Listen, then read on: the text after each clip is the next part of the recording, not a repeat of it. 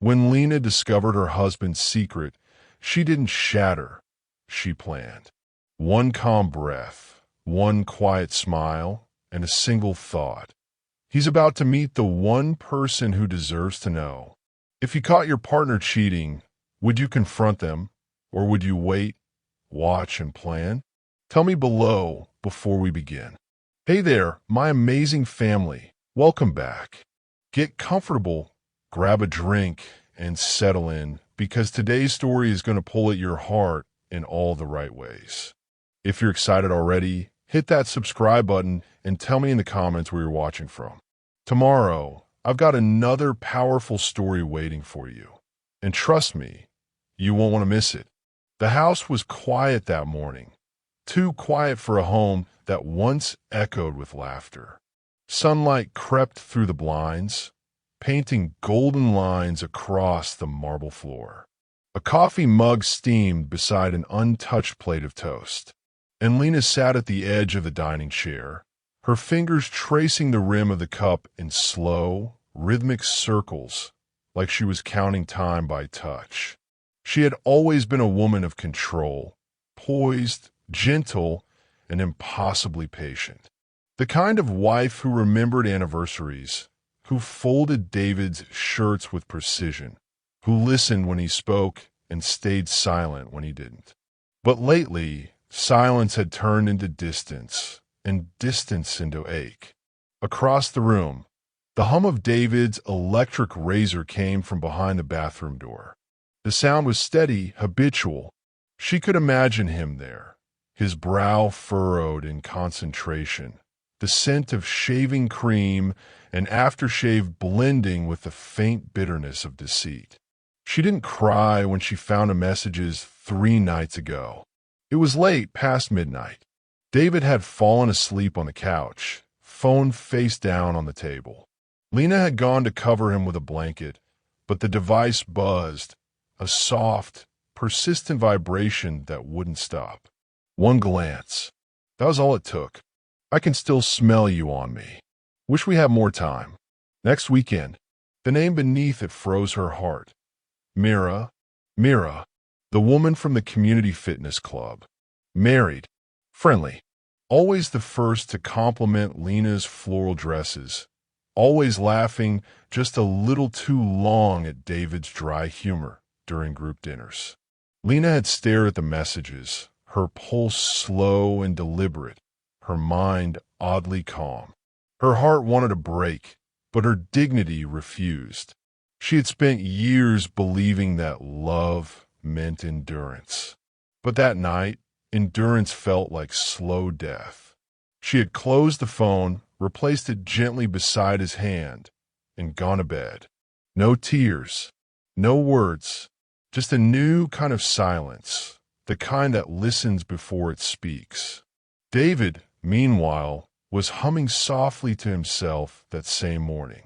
He checked his reflection, straightened his tie, and practiced a smile, the one he used in meetings, the one that said everything was fine. He had built a life around fine. A fine marriage, fine job, fine friends. But beneath that polished surface, something in him had gone dull years ago. The affair wasn't passion. Not really. It was escape, a reckless attempt to feel alive again. Mira made him feel seen, wanted uncomplicated. With her, he wasn't the man expected to be perfect or stable or endlessly responsible. He was just David. But lately, even that illusion had begun to crack. Mira had grown distant, distracted by her own guilt. And every time Lena smiled across the dinner table, David felt a tightness in his chest he couldn't name. Shame, maybe fear, maybe both. He picked up his phone and checked for new messages. None. He exhaled, almost relieved, then glanced toward the doorway. Lena stood there, her robe cinched neatly around her waist, hair tied in a soft bun. Her expression unreadable. Morning, she said. Morning, he replied. Silence stretched between them like a thread about to snap. Coffee, she asked. He nodded, reaching for his jacket. Can't. Early meeting. He said it too quickly, and she noticed. Her eyes flicked just once toward the phone he slipped into his pocket. But her smile didn't waver. Of course, she said softly. Have a good day, David. He paused at the door, something in her tone making him glance back. But her face was serene, almost warm. He hesitated, then left. When the door shut, Lena let the silence return. She sat at the kitchen counter, opened her laptop, and began to type, not emails but notes. Facts, times, patterns. She didn't need confrontation yet. She needed clarity, because somewhere deep down, beneath her hurt, a small voice whispered, find out everything. Then decide who you want to be after this. That afternoon, Lena met her best friend Tessa for lunch. The cafe was quiet, filled with the scent of roasted beans and rain on glass. You look calm, Tessa said after studying her for a moment. Too calm. What's going on? Lena stirred her latte slowly, watching the foam swirl. If you found out your husband was cheating, she asked, voice even, what would you do? Tessa's fork froze midair. Oh, Lena, I'm asking hypothetically, she said, though the corner of her lip trembled almost imperceptibly. Tessa sighed. I'd scream, cry, probably set something on fire. Lena almost smiled. I thought so. What about you? Lena met her gaze. Her eyes, usually soft hazel, now looked sharper, like glass catching light. I think, she said slowly, I'd wait. Watch. And then I'd do something he'd never see coming. Tessa frowned. Like what? But Lena didn't answer. Instead, she turned her attention to the window, where rain began to fall in long, silent lines. That evening, Lena returned home before David. She moved through the house quietly, her every step deliberate. In their bedroom, she opened the wardrobe and found his spare phone charger, the one he kept for work trips. She plugged in his phone from last night, which he had forgotten on the dresser, and powered it on. New messages, more from Mira, and then something new, a name she didn't recognize. Lucas H. Curious, she scrolled up. Myra's acting strange. Has she mentioned anything to you? No. What? Because I think she's hiding something. And I think you might know what it is. Lena froze. Lucas, that had to be Myra's husband. She reread the exchange, the timeline, the cryptic tone. Lucas didn't know. Not for sure. He was suspicious, angry, lost. And in that moment, something inside Lena shifted. Not vengeance, not rage, but clarity. If she confronted David, he would deny, manipulate, minimize. If she exposed him to the world, she'd become the villain in someone else's story. But what if? What if she simply rearranged the pieces until truth revealed itself on its own? What if, instead of tearing the house down, she simply turned on the light? She looked at Lucas's messages again. Then she typed, Lucas, this is Lena. We need to talk. Meanwhile, David sat in his car outside a small bar on the edge of town. Mira was late again. He drummed his fingers against the steering wheel, frustration growing with every passing minute. He told himself it didn't matter, that she wasn't worth this anxiety, but the truth was he needed to see her, to feel like his choices hadn't been meaningless. When she finally arrived, rain dripping from her hair, she smiled weakly. Sorry, things are complicated. They always are, he muttered. They sat together, pretending to be casual colleagues, though the silence between them said otherwise. Myra's phone buzzed once. She glanced at it, frowned, and put it away. Something wrong? David asked. Just home stuff, she said quickly. Lucas has been suspicious. David nodded, but said nothing. His heart beat faster. Then Mira whispered, "We need to stop, before it gets worse." He swallowed hard. "You don't mean that?" "I do," she said, eyes wet. "This isn't right. I thought I could handle it, but—" "Handle what?" "Happiness." His tone was bitter, defensive. "David," she sighed, "please, let's just go home to our lives." He laughed quietly, a broken sound. "My life's already gone, Mira." But when he drove home that night, through slick roads and muted streetlights, Lena was waiting. She sat on the couch, reading as if nothing had changed. "You're late," she said softly. "Traffic," he lied. She nodded. "Dinner's in the oven. I'll reheat it." He wanted to say something, anything, but couldn't. Her calm unnerved him more than any anger could. As he walked past her, she looked up once more and said, "By the way, I invited a couple over this weekend. Some new friends. You like them?" "Sure," he said distractedly. "What's their names?" She smiled faintly. "Lucas and Mira Harrison." The room fell silent. He didn't notice her watching him then, her expression unreadable, her composure flawless.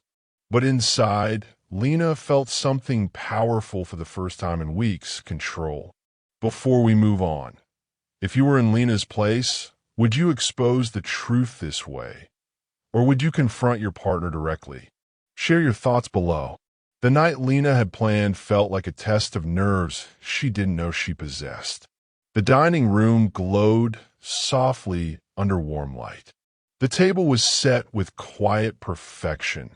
Linen napkins, candles burning low, the faint scent of rosemary chicken and wine. She moved through the space like a conductor preparing for a symphony, every detail deliberate, every smile rehearsed. The front door opened. David stepped in, hair slightly disheveled from the rain, shoulders heavy with the exhaustion of someone pretending everything was fine. "Smells great," he said, loosening his tie. "Glad you think so," Lena replied lightly. "We're having company." "Right?" he said absently, pouring himself a glass of wine. "The new couple you mentioned." "Yes." She turned, eyes steady on him. "Lucas and Mira Harrison." He froze mid-sip. For a fraction of a second, his expression flickered. Confusion, recognition, panic, all compressed into a heartbeat. Then came the practiced recovery. "Wait, Mira? From a club?" Lena nodded. "That's the one." He forced a chuckle. "Small world, isn't it?" she said softly. The doorbell rang before he could answer. Lena moved to open it. Standing there was Lucas Harrison, tall, calm-faced, holding a bottle of red wine. His eyes, however, carried a weight she recognized instantly. The look of a man holding a secret too heavy to name. Behind him, Mira stood in a pale blue dress, her fingers clutching her purse like it was armor. "Lena, hi," Mira said, her voice a shade too high. "Come in," Lena said warmly. "David's just inside." As they stepped into the living room, a tense quiet settled, like static before a storm. David's face turned pale. "Mira, Lucas, wow, what a surprise." Myra's smile trembled. "It really is." Lucas's eyes darted between them, reading every flicker, every hesitation. "You two know each other already?" he asked. Lena's tone was casual. "From the club, yes. David and Mira both volunteered during events." Lucas nodded slowly, his gaze lingering on David longer than politeness required. "Please," Lena gestured toward the table. "Let's eat before the food gets cold." The first 20 minutes unfolded like a play where every actor knew the other's lines but pretended not to. The clinking of cutlery was the loudest sound in the room. Mira barely touched her plate. David's hand shook slightly when he reached for his glass. Lucas watched them both, quiet but sharp, cataloging every glance between them. So, Lucas, Lena said smoothly, cutting the silence. What do you do? I'm an architect, he replied. I build things that last. Something about the phrasing made David choke on his drink. Lena's eyes didn't waver. That sounds meaningful. Lucas smiled faintly. It is. Though lately, I've realized even the strongest foundations can crumble if you don't check for cracks. Myra's fork clattered against her plate. Could we, maybe, talk about something else? Of course, Lena said gently. I didn't mean to make anyone uncomfortable. David glanced at her then, a quick, wary look. He didn't recognize this version of Lena, the calm precision, the poise that cut sharper than anger ever could. Later, when they moved to the living room for dessert, the tension grew thick enough to taste. Lena poured wine, her hand steady as glass. David's laughter was too loud, too eager. Myra's smile was stretched thin. Lucas said almost nothing. At one point, Lena leaned toward Lucas and asked softly, "Do you play chess?" He nodded. "I used to." "Would you?" she asked. "I think I still have a board somewhere." David frowned. "Chess? Now?" "Why not?" she said. "It's good for focus. Helps clear the mind." There was a long pause. Then Lucas said, "Sure, I'll play." They set up the board on the coffee table. Pieces clicked softly against the wood as the game began. Lena watched quietly as Lucas and David played, black and white, move and countermove. Every motion carried meaning. David's brow furrowed in concentration.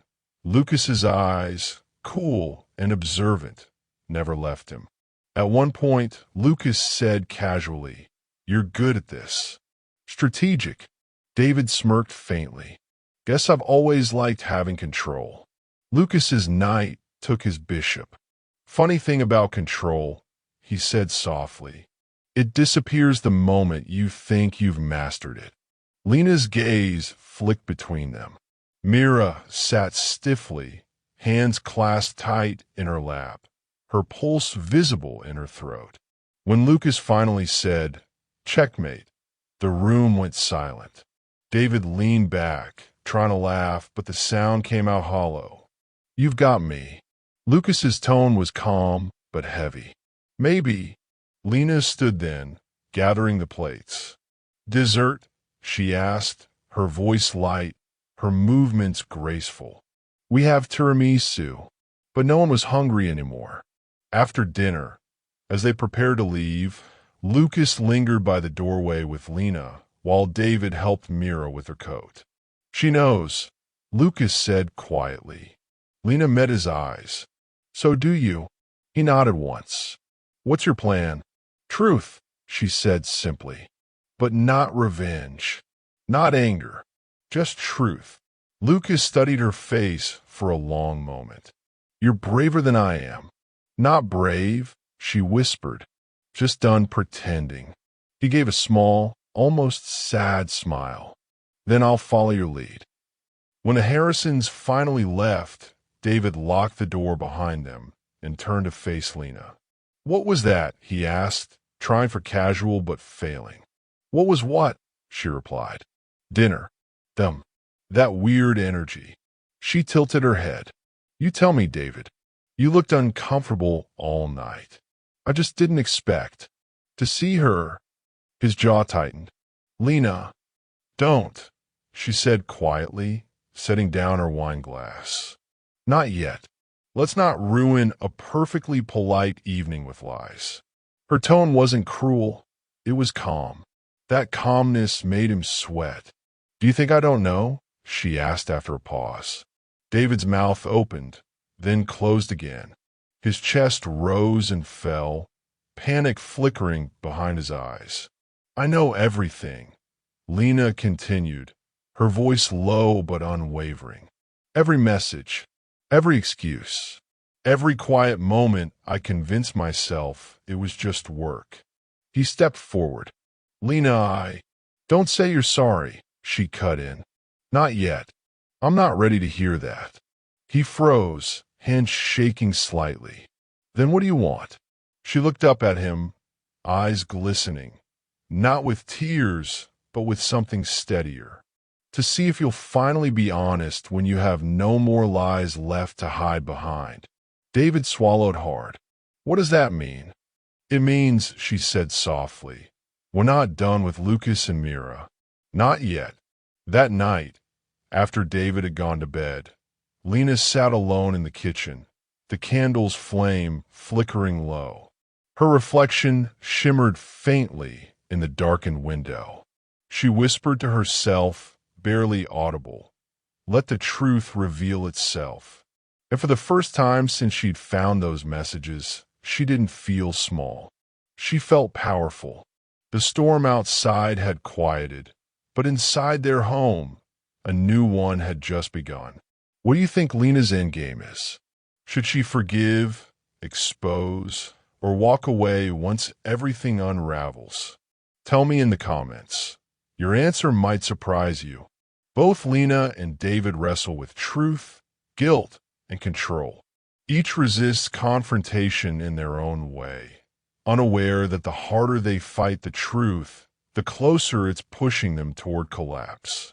The morning after the dinner, the air in the house felt heavier, thicker somehow. It was the kind of silence that hummed under the skin, where every movement sounded too loud, every word carried too much meaning.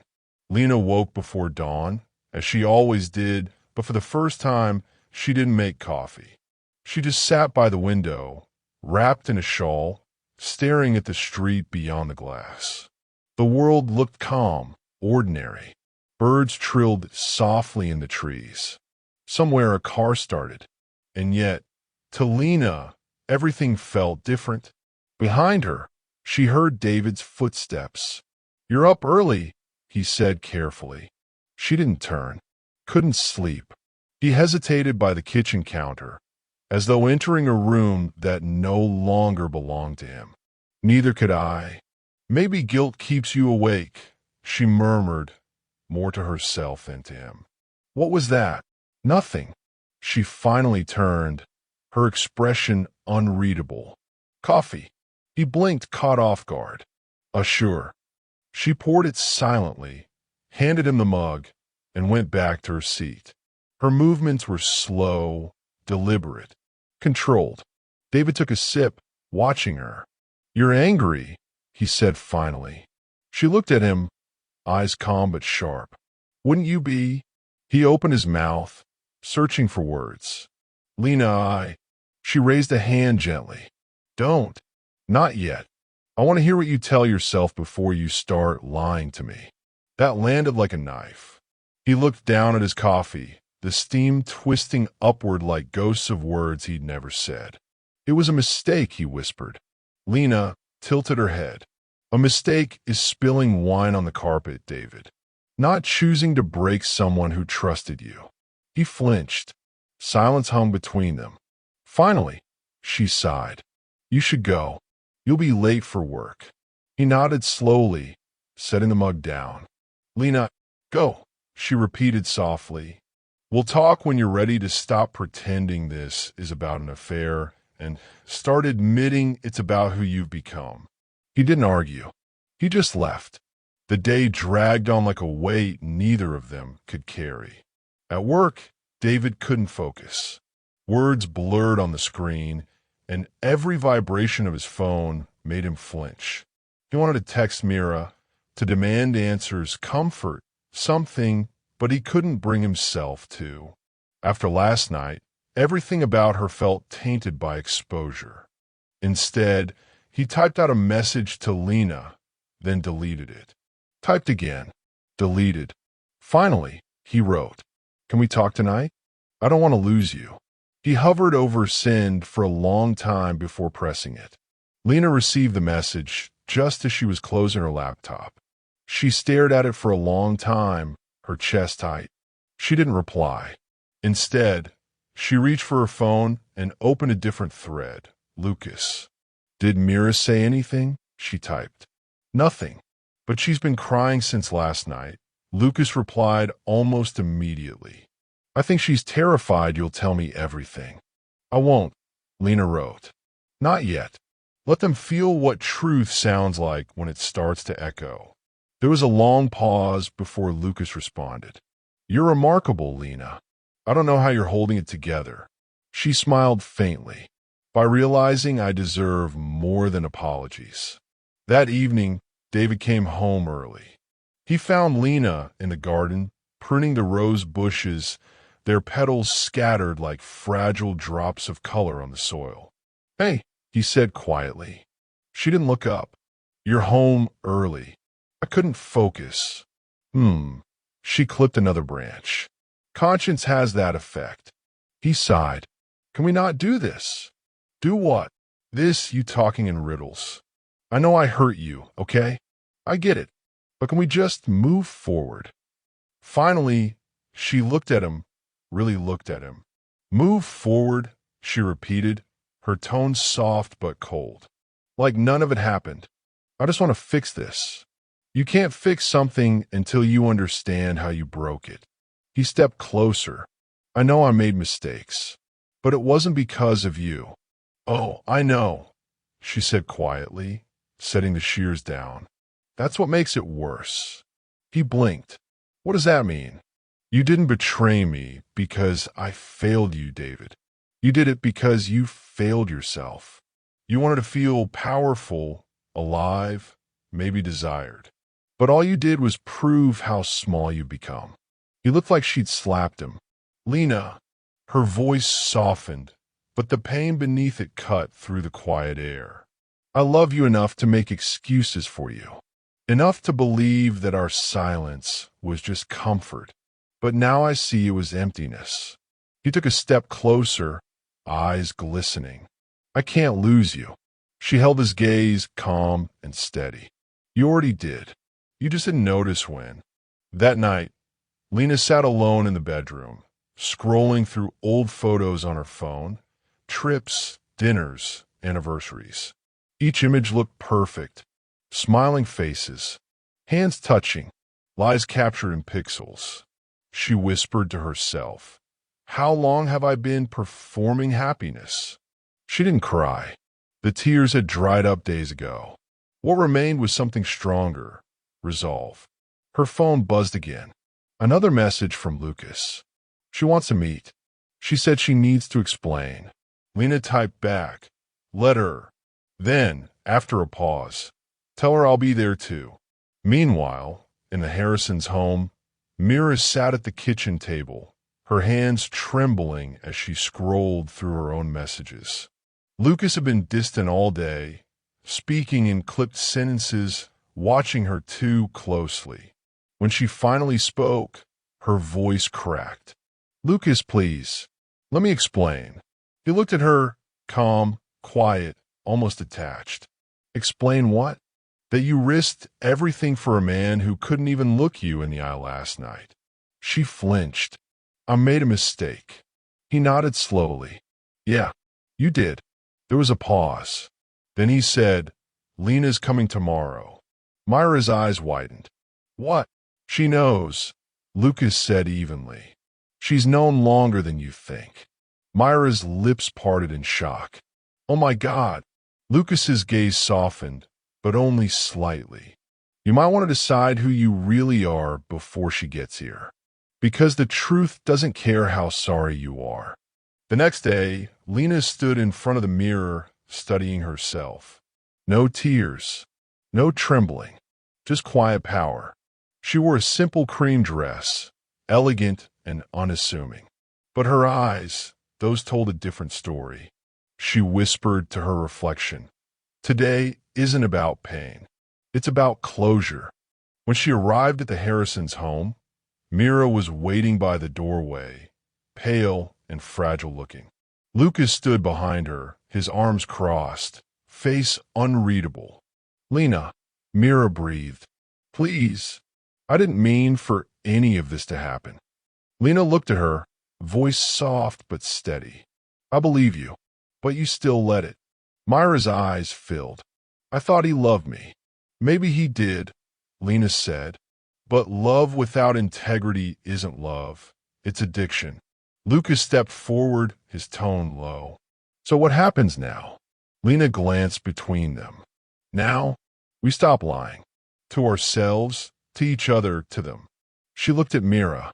You'll tell David the truth. And I'll be there to listen. Mira paled. I can't. You can. Lena interrupted gently. Because silence only protects the guilty. That night, David returned home to find Lena waiting in the living room. A candle flickered on the table between them. Sit, she said quietly. He did. His heart raced. We're going to have company again, she said, voice calm but firm. He frowned. Who? Mira, she said. And Lucas. He froze. Lena, please. She raised a hand. No more begging. No more pretending. Tomorrow night, we're going to tell the truth. All of it. His face went pale. You can't. I can, she said, standing. Because I'm done being the only one who's been honest in this marriage. And with that, she walked away, leaving him sitting there, shattered, silent, and utterly alone.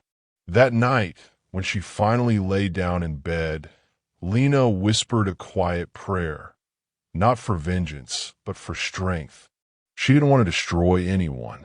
She just wanted the truth to stand on its own. The storm had stopped, but the next one, the one that would change everything, was only a day away.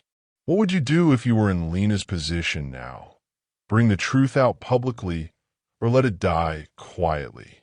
Comment below and let's talk about what justice really means. The next evening came dressed in storm clouds. Rain battered the windows, and the sound filled the house like restless breathing.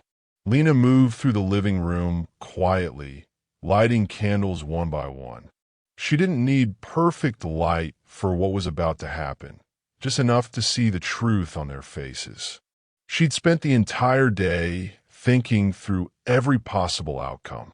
Would David deny it again? Would Mira crumble? Would Lucas explode? None of it mattered anymore. The storm was coming, and all she had to do was stand still long enough for it to pass. At 7:02 p.m., there was a knock at the door. David was pacing near the couch, pale and tense. He hadn't said much all day. When a knock came, his shoulders tightened. Lena, do we really have to do this? She looked at him, eyes calm but unyielding. We already are. She opened the door. Mira stood there first, hair damp from rain, mascara smudged, her eyes swollen from tears. Lucas followed behind, holding an umbrella that dripped onto the porch. Come in, Lena said softly.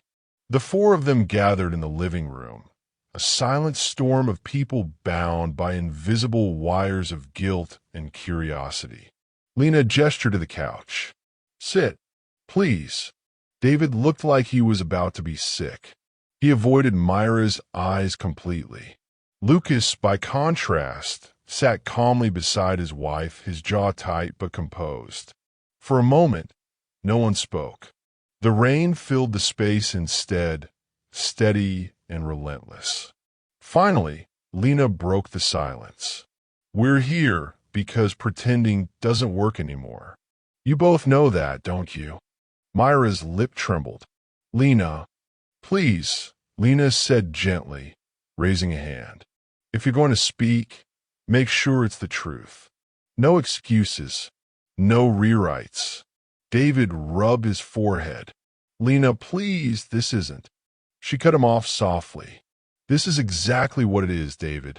And if you can't handle it, maybe that says more about you than me. Lucas leaned forward, his tone low but steady. Maybe we start simple, he said, glancing at David.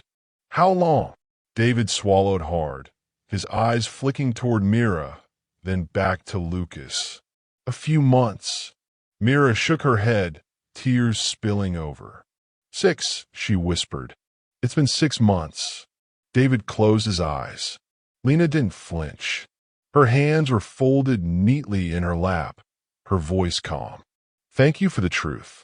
Finally. Lucas turned to Mira. What? Myra's voice broke. I don't know. I was lonely. You were working so much, and David was available. Lucas finished bitterly. She looked down. He made me feel seen. Lucas laughed quietly, a hollow sound. Right, because sleeping with someone's husband is how you fill an emotional void. Lucas, he shook his head. No, don't. Just don't. The silence that followed was brutal. Lena leaned back slightly, her gaze fixed on David. Do you love her? The question landed like thunder. David looked up, stunned. What? Do you love her? She repeated. He hesitated. Too long. No, he said finally, voice hoarse. I don't. It wasn't about love. Lena's expression didn't change, but something deep in her chest loosened. Good, because I won't compete with a fantasy. Mira buried her face in her hands. The conversation went on in jagged bursts. Anger, guilt, confession. At one point, Lucas stood up, pacing by the window. This whole thing, he said quietly, it's like we've all been living in parallel lives. And now they finally touched. Lena looked at him, her voice soft. Maybe they had to, Lucas. Maybe that's the only way the truth finds air. He met her gaze. There was no anger there anymore, just recognition. The strange, fragile bond of two people who'd been collateral damage in someone else's choices. Do you forgive her? Lena asked suddenly. Lucas looked at Mira. His expression was unreadable. Not yet, but I might. One day. Myra's eyes lifted, hopeful, shattered. Then Lucas added, if she starts by forgiving herself. Mira covered her mouth with trembling hands. David looked at Lena. And you?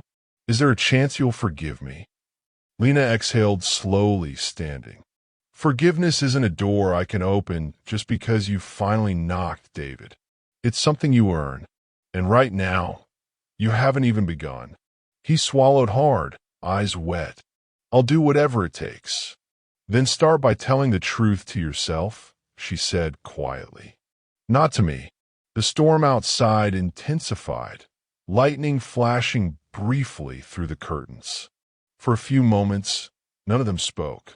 The house creaked, as if the walls themselves were exhaling. Lena looked at the three of them and said, you know what's strange? When I found out, I thought I'd burn with hate. But I don't. I just feel free. Mira whispered, free? Yes, Lena said.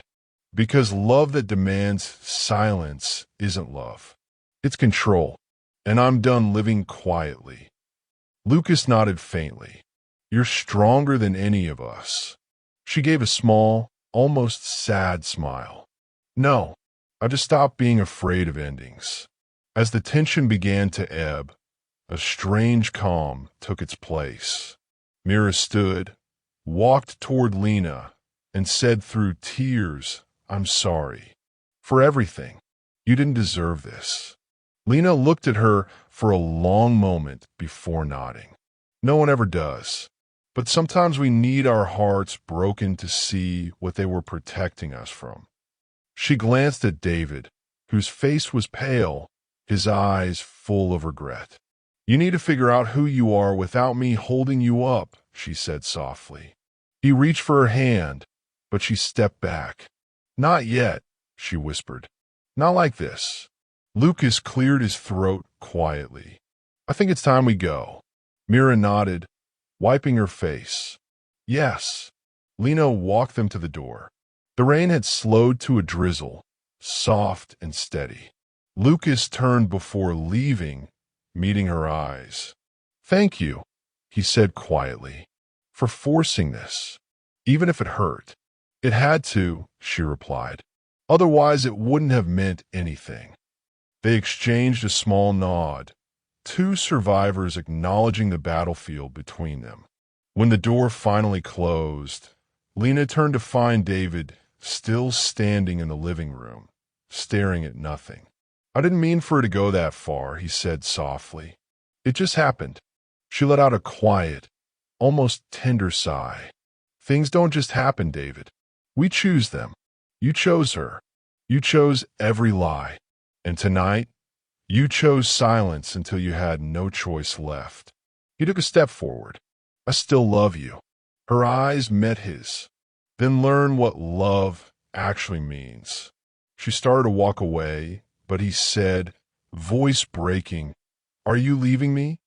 She paused by the stairs, turning back with calm grace. "I don't know yet, but for the first time I know I could." And then she disappeared up the steps, leaving him alone in the flickering candlelight. That night, Lena sat on the edge of the bed, staring out the window as the rain finally stopped. The world outside shimmered with a quiet clarity, the kind that follows chaos. She picked up her journal and began to write. Her pen moved steadily, line after line, until she paused, whispering the words aloud. Truth doesn't destroy, it cleans. For the first time in months, she felt like she could breathe. Meanwhile, across town, Lucas and Mira drove home in silence. The wipers squeaked rhythmically, the city lights blurring in the rain. Finally, Mira whispered, "Do you hate me?" Lucas's hands tightened on the wheel. "No," he said, "but I don't know who you are anymore." She began to cry softly. He added after a pause, "Maybe that's the point. Maybe we're all meeting ourselves for the first time." Back at home, Lena lay awake beside the empty space where David usually slept. The sound of the rain against the glass had softened to a whisper. She reached over, turned off the bedside lamp, and closed her eyes. Sleep didn't come easy, but peace, slow and quiet, finally began to settle in her chest. Now that the truth is out, what would you do in Lena's place? Stay and rebuild, or walk away and start again? Comment below and tell me why. Lena always remembered the first time she saw David as a blur of sunlight and laughter. They were in their mid-20s, young, certain, and invincible. She had been helping her cousin move apartments when David showed up to lend a hand. He was all easy confidence and quick humor, the kind of man who filled a room without trying. He'd made her laugh within minutes, teasing her about her meticulous packing. "Everything's labeled," he'd said, grinning. "Even the boxes labeled miscellaneous." "That's talent." She'd smiled, cheeks warm. "Someone has to bring order to chaos." "Then I'm doomed," he'd replied. "Chaos is my brand." They'd married 3 years later, an autumn wedding wrapped in gold leaves and promises that felt unbreakable. Their vows were simple, sincere. "We'll choose each other, always." In the beginning, they did. They built a home together, a modest one at first, full of secondhand furniture and mismatched plates. Lena had insisted on fresh flowers on the kitchen counter, even when they could barely afford it. "Beauty doesn't wait for wealth," she'd said once. David had loved that about her. She was steady where he was scattered, patient where he was impulsive. Her calm anchored him. His energy lifted her. They made sense, at least for a while. The cracks began quietly, the way frost creeps across glass. It started with late nights at work, missed dinners, conversations that shrank to logistics, bills, groceries, errands. The laughter that once filled their home became rarer, thinner, replaced by sighs and silence. Lena told herself it was temporary, that all marriages went through phases. She'd sit alone at the table, eating reheated leftovers, scrolling through old photos of them on her phone. In each one, David's arm was around her, their faces lit with joy that felt like another lifetime. When he came home, she'd smile anyway. "Rough day?" she'd ask. "Yeah," he'd mutter, collapsing on the couch. "Just tired." And she'd nod, setting a glass of water beside him. That was her love language. Acts of care, small consistencies. But over time, he stopped noticing. She didn't know it then, but while she was learning to hold everything together, he was quietly learning how to let go. 2 years before the affair, Lena had suggested therapy. Therapy, David had repeated, half laughing. "Come on, we're fine. We're quiet," she'd said, "and not the good kind." He'd frowned. "You worry too much." "I notice things," she corrected gently, "like how you never look at me when you talk anymore." He'd kissed her forehead and said, "You're overthinking again," as if that were affection. And she believed him, because love, when it's real, can make even red flags look like rose petals. There was one night that would later echo in her mind like a warning she hadn't heard. A storm had knocked out the power. They'd sat together by candlelight, sipping wine, laughing like they used to. The rain drummed softly on the windows, and for the first time in months, Lena had felt close to him again. She'd leaned against his shoulder and whispered, "Do you ever think about what we'll be like in 10 years? David had smiled faintly, probably arguing about the thermostat. "No, really," she pressed. "What if we lose this, the way we are right now?" He'd kissed the top of her head. "Then we'll find it again." But he hadn't looked at her when he said it. When Lena thought back later, that night became the beginning of the end. The moment she realized love wasn't slipping away all at once, but quietly, inch by inch, every time they stopped choosing each other. By the time he met Mira, the distance between them had already become its own language. Lena used to dream about rebuilding what they'd lost. Now she wondered if what they'd built was ever real to begin with. Below is Act 5, Backstory Unveiled. Part 2 is almost equal to 800 words. Here the focus shifts. We see David's insecurities, how Mira appeared at just the wrong moment, and how Lena's private grief forged the calm power she now carries. For David, it hadn't begun with lust. It began with tiredness, the kind that seeps under the skin until you start mistaking emptiness for freedom. At work, he was everyone's problem solver, the man who could talk clients down from panic, who smiled even when the world was burning. But inside, he was shrinking. The promotions that once thrilled him felt meaningless. Every success echoed hollow in a life that had grown too quiet. At home, Lena's steadiness, once his comfort, had begun to feel like judgment. Not because she judged him, but because she didn't. Her patience made his failures louder. When he first met Mira, it was at a company charity event. She laughed easily, teased him without reverence. She made him feel visible again, unburdened. Their friendship began as banter over coffee, harmless in appearance. Then came longer lunches, secret texts, shared complaints about how complicated marriage can be. He told himself he deserved this small rebellion, something just for him. And when the first kiss happened, quick, guilty, half-drunk, it felt less like desire and more like relief. Relief that someone wanted him without expectations. Relief that he could still be wanted at all. But guilt followed like a shadow. Every time he saw Lena folding his shirts, every time she asked how his day was, a part of him wanted to confess. Yet he never did. Instead, he built walls of excuses. He told himself, "She's strong. She doesn't need me like she used to." What he couldn't admit was that he needed her strength more than he'd ever needed Myra's touch. One night, months before Lena found out, David had come home late. The house was dark except for the faint glow of a lamp. Lena was asleep on the couch, a book open across her chest. He'd stood there for a long time, watching her breathe. He wanted to wake her, to say, "I've made a mistake. Please help me fix it."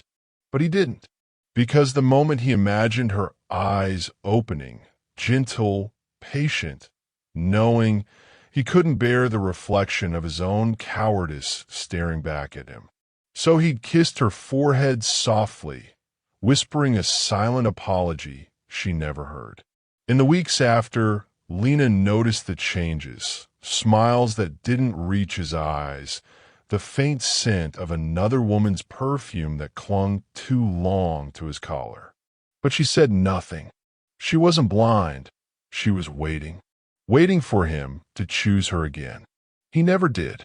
When she found the messages, she didn't scream because the heartbreak had already happened long before. What she felt that night wasn't shock. It was confirmation. That was the night Lena stopped being a woman who endured and became one who observed. 2 days after she discovered the truth, before reaching out to Lucas, Lena visited her late mother's house, a small place on the outskirts of town, quiet and heavy with memories. She hadn't been there since the funeral. Dust floated in the shafts of light that cut through the curtains. On the kitchen table lay a photograph of her parents on their wedding day. Her father grinning, her mother looking serene in a way Lena suddenly understood too well. Her mother had endured her father's betrayals for decades. Lena had grown up hearing muffled arguments, the crack in her mother's voice as she said, "He didn't mean it." That image had shaped her understanding of love, that it survived everything, even dishonesty. Now, standing in that same kitchen, Lena whispered, "Maybe love isn't supposed to survive everything." The words felt dangerous, liberating, true. She closed her eyes, touched the photograph gently, and made herself a promise. I will not be my mother. Later that night, back home, she wrote in her journal for the first time in years. I used to think loyalty was the highest form of love. Now I think it's awareness, seeing someone clearly, flaws and all, and deciding whether to stay with your eyes open. From that point on, her calmness wasn't detachment, it was discipline. Every word she spoke, every silence she held after that came from a decision to act with clarity, not rage. She would meet her pain head-on, study it, master it, and then decide what to do with it. That was the difference between Lena and the woman her husband had taken for granted. She had learned that control wasn't about suppressing emotion, but about choosing when to show it. When morning came, she looked at herself in the mirror and didn't see a victim. She saw a strategist, a woman rewriting the story that had been written for her by generations of women who stayed quiet. The reflection in the glass smiled faintly. Let the truth do the breaking this time, she thought. Not me. Looking at their past, do you think David ever truly loved Lena? Or was he in love with the version of himself she reflected? Comment your thoughts below before we move on. Morning drifted into the house quietly, as if even the light was cautious. Lena stood by the kitchen window, watching rainwater slide down the glass. The storm had passed, leaving the air heavy but clean. Somewhere down the street, a child laughed, the sound thin and distant. And for the first time in days, Lena let herself breathe all the way in. David entered the room barefoot, hair damp from a shower he hadn't needed, but took to feel new. He hesitated in the doorway. "Morning," he said. She didn't look away from the window. "Morning." He poured himself coffee, the mug clinking once against the counter. Silence stretched between them, familiar now, but less sharp than before. "I didn't sleep," he admitted finally. "I know," she replied. "I keep thinking about everything I said, everything I didn't say." Lena turned then, her eyes soft but unreadable. "And what did you figure out?" "That I've been hiding behind excuses for so long, I forgot what honesty feels like." She nodded slowly. "It's heavier than people think, isn't it? The truth." David set the cup down. Heavier, but cleaner. For a long moment, they just looked at each other, Two exhausted souls who had spent years performing a marriage instead of living one. Something in her expression made his throat tighten. Pity, maybe, or the faintest spark of the tenderness he used to know. Later that day, Lena drove to the community garden she used to visit before everything broke. Rows of mint and basil shimmered in the afternoon sun. The scent of earth was sharp and alive. Lucas was there, kneeling by a patch of lavender. He stood when he saw her, brushing dirt from his palms. "You came," he said softly. "I needed air." He nodded. "Me too." For a while they walked the gravel path in silence. The breeze carried faint music from a nearby cafe, an old love song that neither of them commented on. Finally, Lucas said, "Mira moved out this morning." Lena glanced at him. "Are you okay?" "I don't know," he admitted, "but I think it's a good kind of pain." She smiled faintly. "That's progress." He looked at her then, eyes searching. "How do you do it?" "Stay so calm." "I'm not calm," she said. "I just stopped letting chaos make my choices." Lucas nodded slowly. "You know, you're the first person I've met who can talk about forgiveness without sounding weak." "Forgiveness isn't weakness," she said quietly. "It's choosing peace over pride." He studied her face, something like admiration flickering there. "If I were David, I don't think I'd ever stop trying to win you back." She met his gaze, holding it. "That's the thing, Lucas. Love shouldn't have to win." They both fell silent again, the air between them thick with understanding. Two people who had every reason to hate the world and somehow didn't. Before they parted, Lucas reached into his pocket and handed her a small sprig of lavender. "For calm," he said, "in case you forget what it smells like." She took it gently, her fingers brushing his. "Thank you." That evening, Lena found David sitting on the porch steps, staring at the fading sky. He didn't turn when she joined him. "Lucas told me Mira left," she said. He nodded. "I heard. She texted me goodbye." Lena folded her hands in her lap. "And I deleted it." A pause. Then he added, "I don't know who I was with her, Lena, but it wasn't me." She looked at him carefully. "Then who are you?" He gave a broken laugh. "That's what I'm trying to figure out." The cicadas hummed in the background. The air smelled faintly of wet soil and lavender from the stem she'd tucked into her pocket. After a while, David said, "Do you remember the night the power went out? You asked me what we'd be like in 10 years. Lena smiled faintly. "You said we'd argue about the thermostat." "I was wrong," he murmured. "We became strangers instead." She didn't respond immediately. Then, softly, strangers can learn each other again, but only if they both want to. He turned to her, eyes damp. "Do you?" She hesitated. The easy answer, no, sat on her tongue. But beneath it was something more complicated, something raw and real. "I want to," she said at last. "That's a start." David swallowed hard. "I'll take it." Over the next few days, the house began to breathe again. They didn't rush into apologies or promises. Instead, they relearned the language of small kindnesses. One morning, David found Lena fixing a broken drawer in the kitchen. Without speaking, he knelt beside her to hold it steady. Their hands brushed, and for a second neither moved. "Still handy," she murmured. He smiled faintly. "Try to be useful again." They shared a small laugh, awkward, genuine. Later, she made tea for two instead of one. He thanked her, his voice quiet. They didn't speak of forgiveness. They practiced it. At night, she read on the couch while he worked across the room. The silence between them began to feel less like a wound and more like rest. One evening, a soft knock came at the door.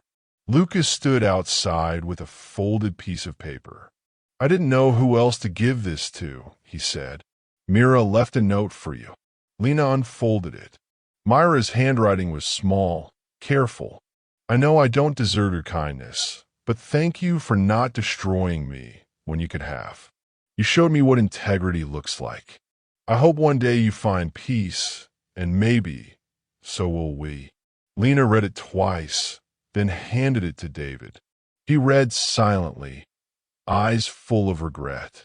"She's right about one thing," Lena said. "Peace. We both need it." Lucas nodded. "If anyone can find it, it's you." "Maybe," she said softly. "But peace isn't found, it's built." After Lucas left, David stood at the window watching the rain start again, light and steady. "You know," he said, "when we first met, you told me you believed beauty didn't wait for wealth." Lena smiled faintly. "I remember." He turned to her. "You were right. Beauty waits for truth." She tilted her head. "And now you finally see it?" He nodded. "Too late, maybe, but I do." She stepped closer, close enough that he could smell the faint lavender on her sleeve. "It's not too late," she said quietly, "but it has to be real this time." He nodded, tears gathering. "It will be, whatever it takes." She looked at him for a long moment, then reached out, not for an embrace, but for his hand. Their fingers laced, tentative but certain enough to matter. For the first time in months, she didn't feel like she was holding on out of fear. She was choosing to stay, at least for now, because something inside her whispered that healing was possible. Outside, the rain turned to mist, soft and forgiving. Later, when she lay in bed, Lena thought about everything that had happened. The betrayal, the dinner, the storm, the slow quiet that followed. She realized the story wasn't about infidelity or revenge. It was about rediscovery, about seeing herself again, clearly, after years of fading behind someone else's needs. She whispered into the darkness, "I forgive myself first." From the other side of the bed came David's voice, soft as breath. "For what?" "For staying silent so long," she said. "But not anymore." He reached for her hand in the dark. She let him hold it. "No promises, just presence." "Have you ever rebuilt trust after it was broken?" "What's harder, saying I forgive you or meaning it?" Share your thoughts below. The next few weeks passed like slow sunlight after rain. Lena and David had settled into a careful rhythm. Shared breakfasts, quiet evenings, small laughter that tested the air before it dared to stay. The wound was still there, but it had begun to scab. On Saturday morning, Lena walked through the farmer's market, a woven basket over her arm. She paused at a flower stall and lifted a handful of lavender to her face, smiling at the familiar scent. Across the stalls, she saw Lucas in line for coffee. He caught her gaze, smiled politely, then approached. "Still keeping calm?" he asked. "Trying," she said. "You?" "Learning," he replied.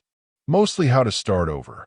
They stood together for a while, talking about simple things, gardens, books, the weather. It wasn't flirtation, not really. Just two people whose silence felt safe. Then Lucas reached out and tucked a loose strand of hair behind her ear, a small, reflexive gesture. Lena froze, not because she wanted him to stop, but because she realized someone was watching. David. He stood a few stalls away, eyes narrowing, expression unreadable. For one terrible second, the air cracked between them like lightning. Lucas stepped back, realizing too late. "Lena, it's fine," she said quickly, lowering her voice. "It's not what it looks like." But David was already turning away, jaw tight, walking fast toward the parking lot. He didn't speak to her all afternoon. When she came home, the air in the house was heavy again. The kettle whistled unanswered. His phone buzzed and stopped. Finally, she found him in the study, staring at the wall. "David," she said softly. He didn't turn. "So, Lucas," she exhaled. "You saw what happened." "It wasn't." Wasn't what? Flirting? Comfort. He looked at her now, eyes dark. You think I don't recognize the look? I lived off it for months. Her jaw tightened. Don't twist this. We were talking. That's all. You let him touch you. He moved my hair, she said, voice rising. For God's sake, David. He laughed once, bitter. Guess we're even now. The words hit her like glass. Even, you got your revenge, right? Make me watch while you play the saint. Lena's pulse hammered in her throat. This isn't about revenge. It's about peace. Something you wouldn't understand because you keep mistaking guilt for love. He stood. Don't. No, she said, stepping closer, eyes blazing. You don't get to rewrite my intentions the way you rewrote our marriage. I forgave you. I gave you a chance to rebuild. And now you're looking for reasons to feel wronged again because you can't stand the quiet.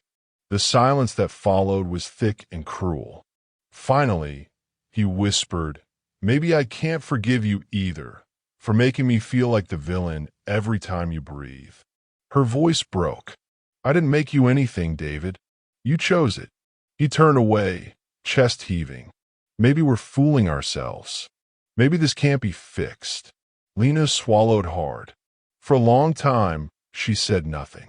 Then, quietly, maybe you're right. She walked out before he could see her cry. That night, she drove aimlessly, the city lights smearing through her tears. She ended up at the community garden again. Rain threatened in the distance. The air smelled of soil and storm. Lucas was there, kneeling by the fence, startled to see her. Lena? What happened? She shook her head. It's falling apart again. He stood, wiping his hands. Because of this morning? Yes. He saw, and I didn't even, her voice cracked. I'm so tired of defending things I didn't do. Lucas hesitated, then said softly, you don't owe him constant proof. You already gave him grace. She nodded, tears spilling. I wanted to believe forgiveness could hold, that we could be different. Lucas looked at her carefully. You are different. He's the one still learning. Something about his tone made her look up. There was no judgment, no desire, just understanding. The kind that came from standing in the same wreckage. Thank you, she whispered. He smiled faintly. Don't thank me. Just promise you'll choose yourself this time. She breathed out slowly. I'm trying. When she got home, the lights were off except for one lamp in the hallway. David was sitting on the floor back against the wall, head in his hands. She froze. David. He looked up, eyes red. I thought you weren't coming back. I didn't plan to, she said quietly. He swallowed. I was angry. I keep thinking I've changed, but then something hits me and I realize I'm still the same scared man trying to control everything. She didn't speak. He went on, voice trembling. When I saw you with him, I felt what you must have felt with me, and it killed me. Good, she whispered. Maybe now you understand. He nodded slowly. I do, and I hate it. I hate the man I've been. I hate that I made you doubt yourself. Lena sat down opposite him, cross-legged on the floor. The air between them was thick with exhaustion. Do you still want this? He asked. I don't know, she said honestly. I want peace, and I don't know if that's with you or without you. He closed his eyes. I'll give you whatever you need. She studied him, the man she'd once built her life around, now stripped of every excuse. For the first time, she saw sincerity that wasn't performance. Then give me space, she said softly. Not distance. Space to breathe. He nodded. I can do that. For the next few days, Lena stayed with Tessa. She walked along the shore every morning, the waves cold around her ankles, the horizon wide and uncertain. She began to write again, letters she never sent, memories she finally dared to name. In one entry she wrote, maybe love isn't a promise to stay. Maybe it's the courage to leave when staying means losing yourself. Each night, she slept a little easier. Each morning, she missed him a little less. But then, one evening, as she sat on the balcony watching the sunset, her phone buzzed. A text from David. "There's something I need to show you. One last thing. Please."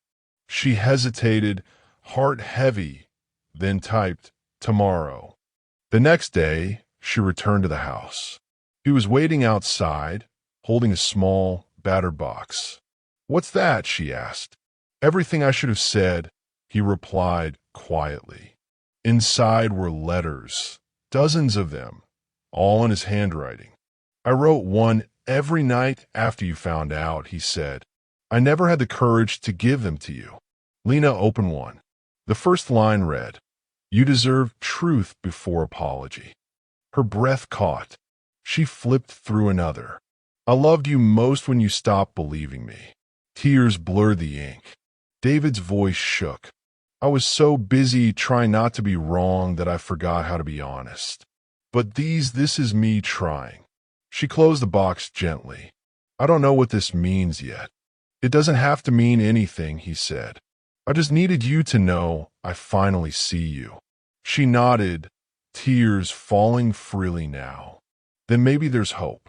That night she drove back to Tessa's place, box on her lap, heart trembling between sorrow and something softer. She whispered to herself, "The worst part isn't breaking. It's realizing you survived the fall."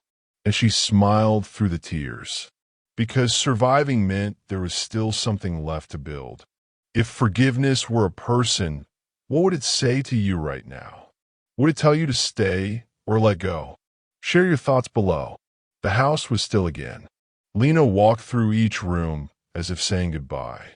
The light spilled softly across the hardwood floors, the same way it had the morning she found the first message.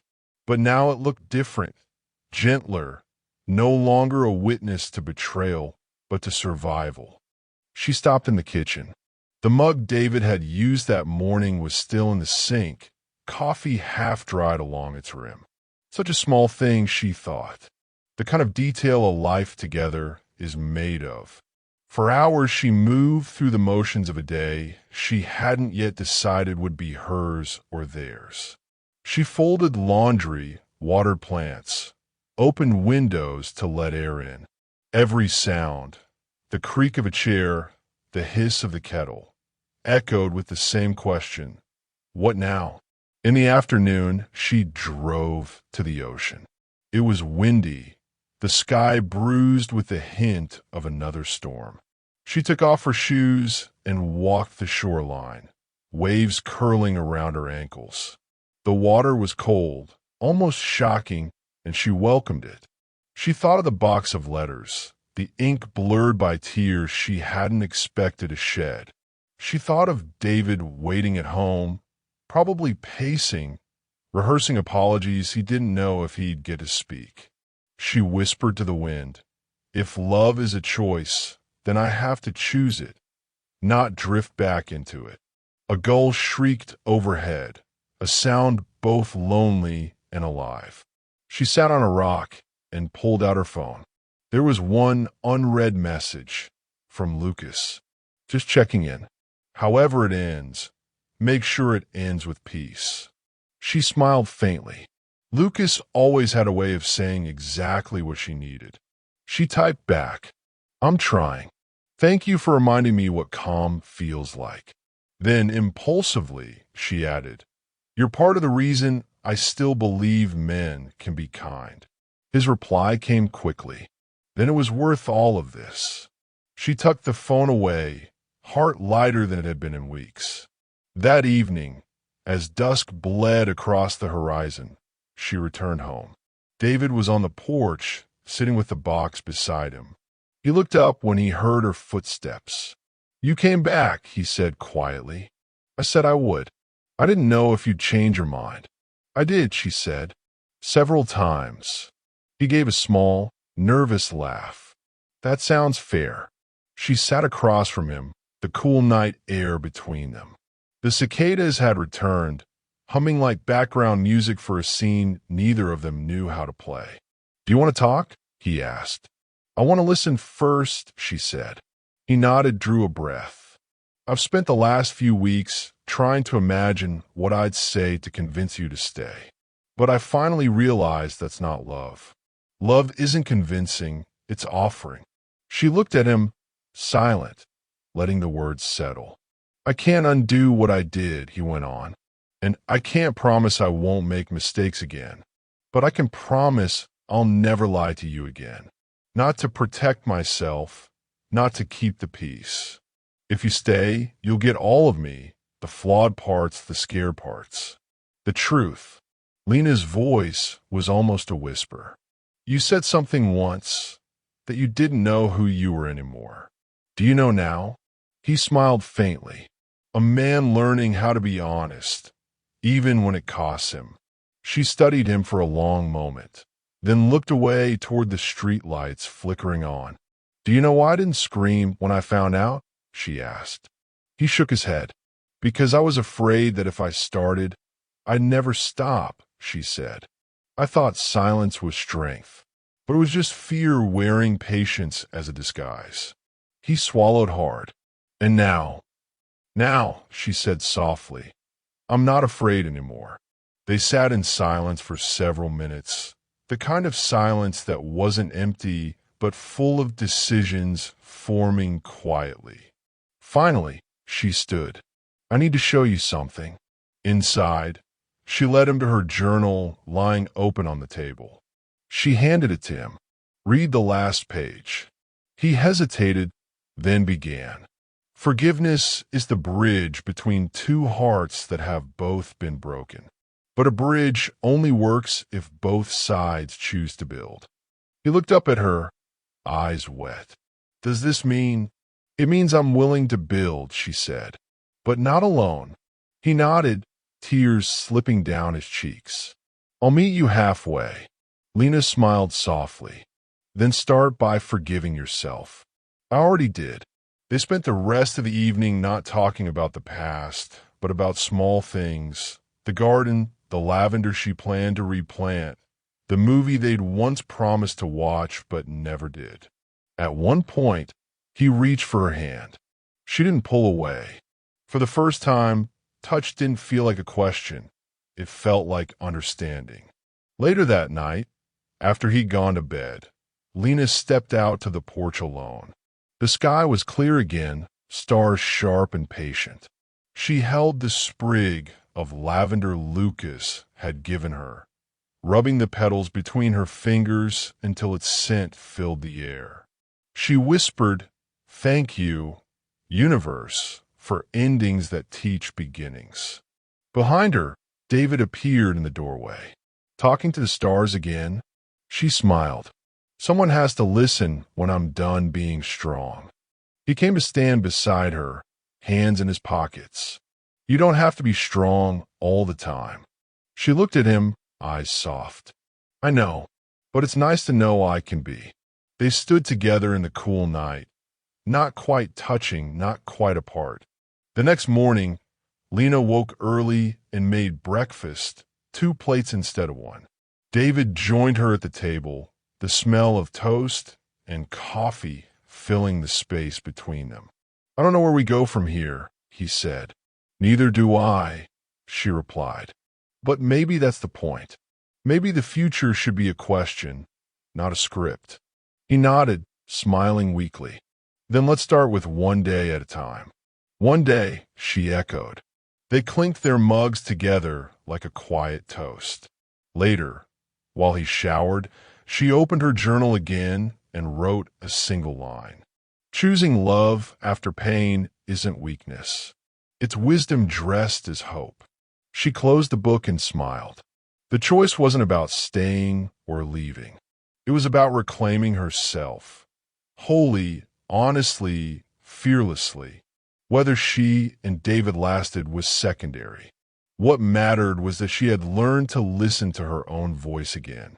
When trust is shattered, what does choosing yourself look like? Would you rebuild or begin again somewhere new? Leave your answer below. Morning. The same house, the same slant of sun through half-open blinds, but nothing felt the same. Lena stirred awake to the smell of coffee. For the first time in a long while, the scent didn't sting with memory. It simply smelled warm. David stood by the counter, pouring 2 cups. He looked nervous, like someone learning a new language. "Good morning," he said. "Morning," she answered, voice gentle. He slid a cup toward her. I made it the way you like. Half milk, 2 sugars."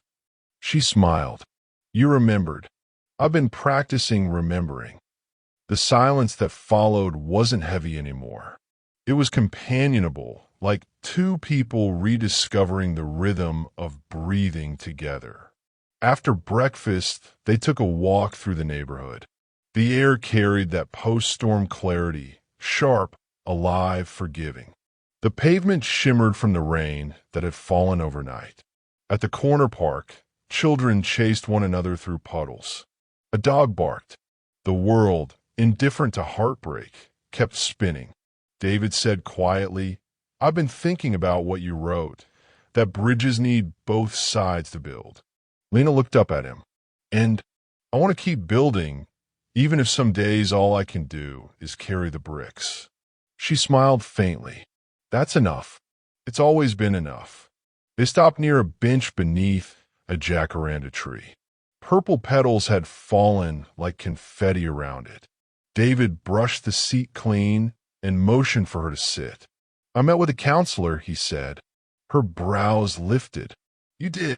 "Yeah, just once, but I'm going back. I thought fixing us meant fixing you. Turns out it starts with me." She studied his face, creased, tired, honest. For the first time, she believed him.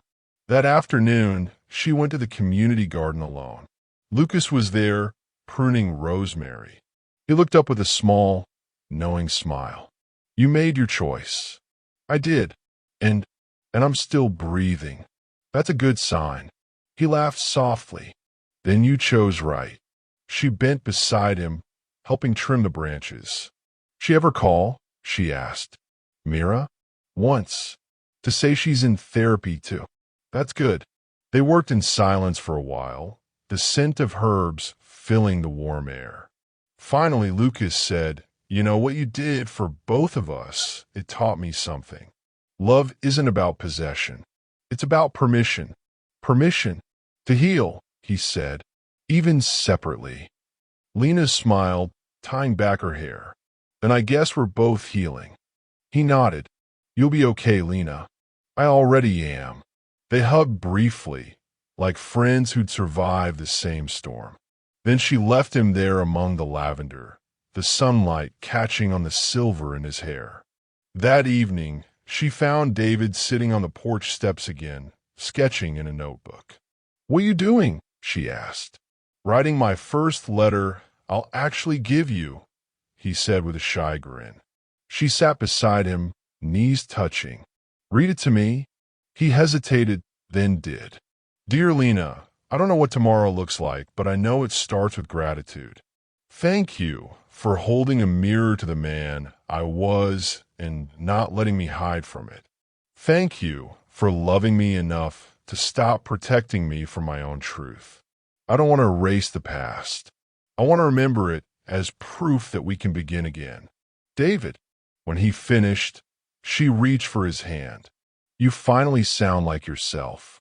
"I finally feel like myself," he said.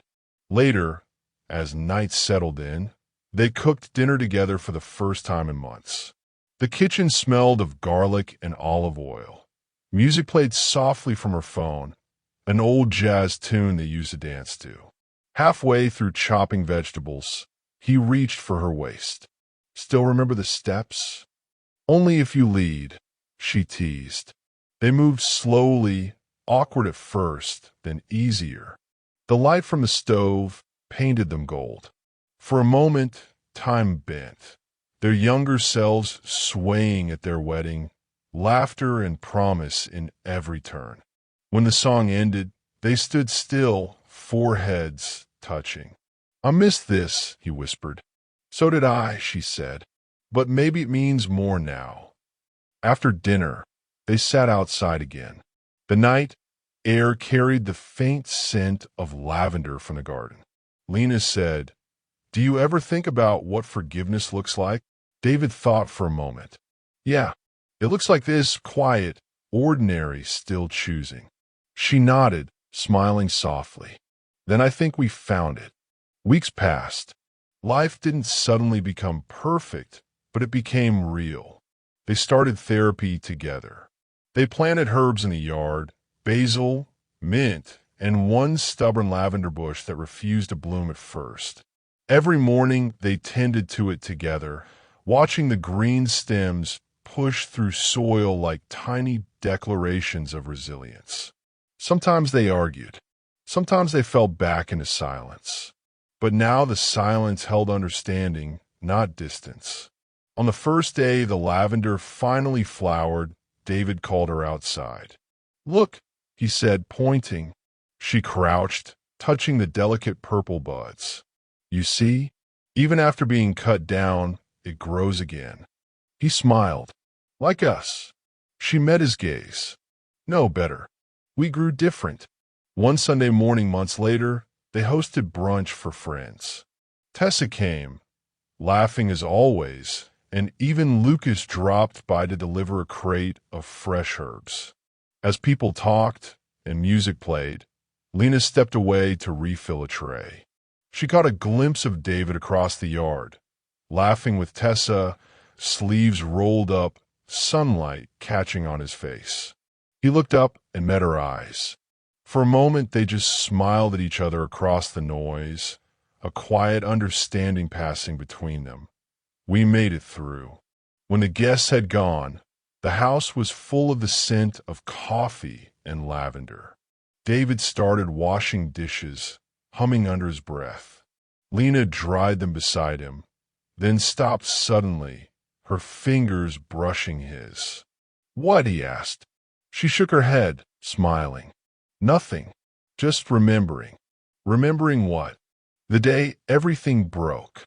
And realizing that today feels like the same day, but rewritten." He nodded slowly. "That's the thing about truth.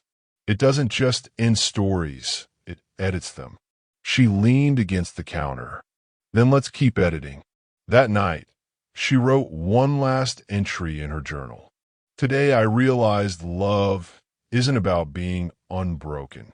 It's about standing in the ruins together and choosing to build something new, something honest, even if it's smaller. Peace isn't forgetting. It's remembering differently." She closed the book and placed it in the drawer beside the box of letters. Outside, rain began to fall again, gentle this time, steady, forgiving. The next morning, sunlight streamed through the same window where it all began. Lena poured coffee for two and opened the back door. The scent of lavender drifted in from the garden. David joined her, wrapping an arm loosely around her shoulders. They stood in quiet contentment, watching the light spill across the world they had nearly lost. Lena whispered, "It's strange, isn't it? How the same place can feel brand new." David nodded. "Maybe we are brand new." She smiled, leaning into him. "No, just finally real." And for the first time, it didn't hurt to believe it.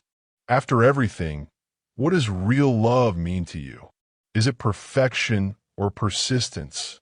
Tell me in the comments. Your words might help someone else begin again. Sometimes the loudest revenge is silence. Not the silence that hides pain, but the kind that forces truth to echo until everyone hears it. Lena didn't have to raise her voice, expose, or destroy. She simply introduced truth to itself and let it do the rest. David met the mirror he'd spent years avoiding. Mira faced the reflection of her own guilt. And Lucas, the man who entered this story as collateral damage, walked away lighter, proof that compassion can survive betrayal. But the real victory belonged to Lena, because in a world that teaches women to endure quietly or explode loudly, She chose something different, clarity. She taught us that love, real love, isn't blind forgiveness or endless endurance. It's the courage to demand honesty, even when it trembles.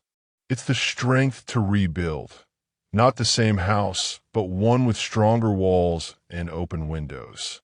And maybe that's what redemption really looks like. Not erasing the past, but rewriting it with awareness. Thank you so much for watching till the very end. I hope you truly felt this story as much as I did telling it.